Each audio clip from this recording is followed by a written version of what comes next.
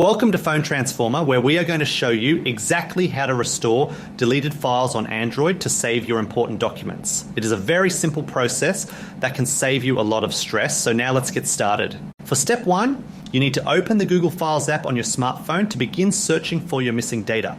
This application is a powerful file manager that helps you organize, find, and clean up the various documents and media stored on your device.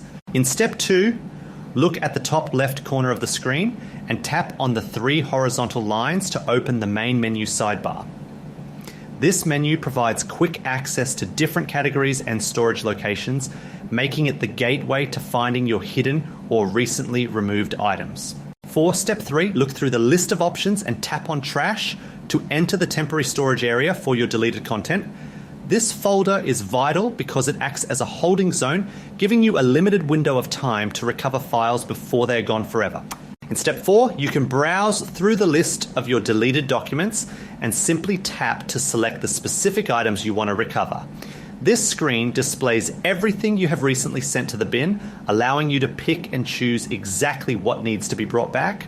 For step 5, once you've made your selection, click the Restore option at the bottom of the screen to move the files back to their original folders.